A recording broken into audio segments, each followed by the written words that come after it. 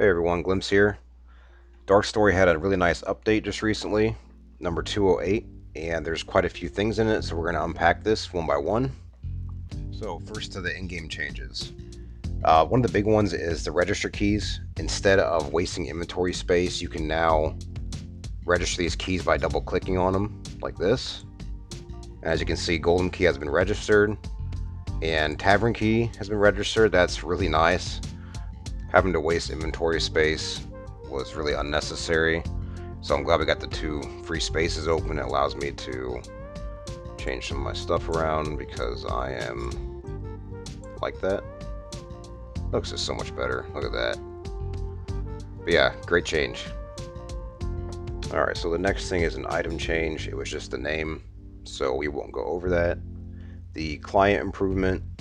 Usually every update they try to improve the client somehow. This time the input will now be more responsive, which is amazing. I hope that means that the keys are going to be a lot more responsive, like the heals. There would be a few times where you would try to heal during a spell change and it wouldn't do it right away. It just felt like it was lagging behind a little bit, so I'm hoping that's what it is. A few map name changes, so we won't go over that. This one we will go over the max buff stack, and I found that out a couple days ago. So up in the corner here, you normally have your item buffs and your spell buffs. So enemies also share that table. The world bonus do not. So you could only have up to 10. And with 2 of my spell buffs and 8 item buffs, I had the max. So that means that Lucas and Fungum and any other enemy could not cast any of their negative effects on me. So that's pretty broken. That will be increased from 10 to 15, so that shouldn't happen anymore.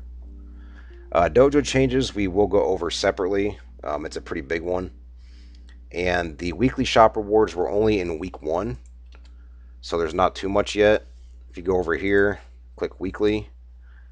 These 2 items, or these 4 items I should say, used to be separate, and the hats were always there.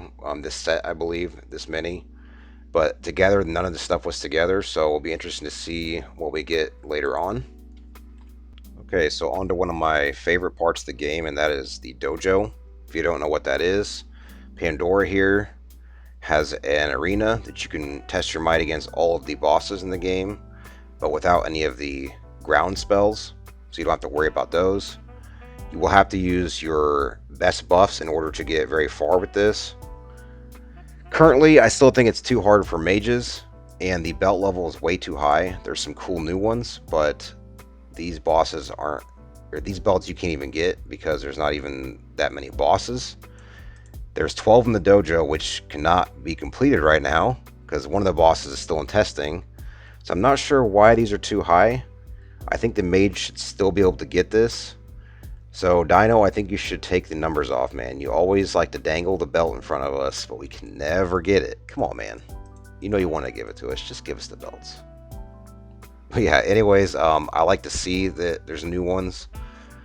I'm glad that they follow the same +1 as the other ones. The arena is bigger. I'm not really sure why, but we'll go in. I didn't think it needed to be this big, but whatever. I still like the change to it, though. I like that he has a little outfit now. That's neat. This will probably be fixed. I put that in Discord already.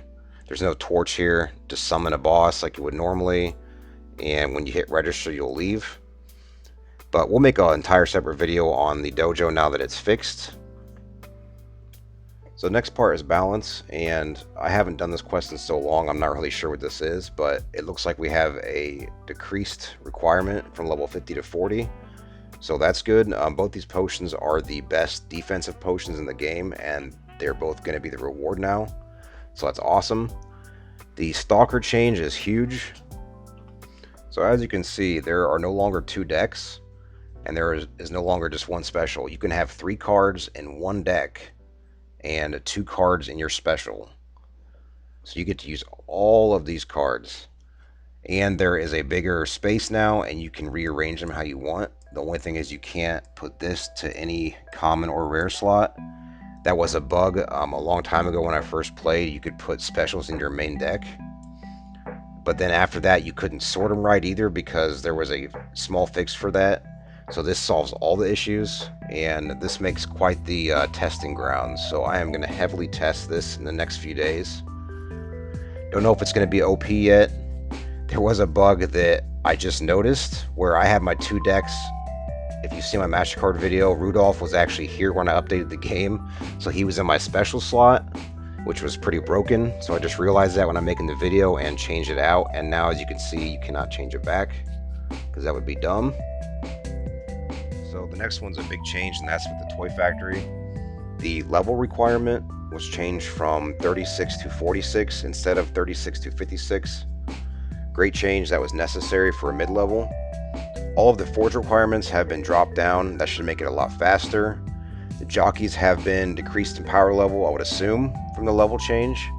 The only thing I disagree with, one of the only things, this should still be lowered. Junior should just not either be there. He should be a hard version. You should leave him out for the medium level people. I like him in the dojo, and he could be a hard route instead of like an easy route, for instance. So Dragograph, or however you say his name, the big goblin dude, he could be level 46 instead, or whatever. But I still don't agree with this being in there. That guy is way too hard for this dungeon. And then as you see, the next task requirement with the evil hats, that's been decreased as well. So overall, a great change with the Toy Factory. Just the only thing right here is that boss.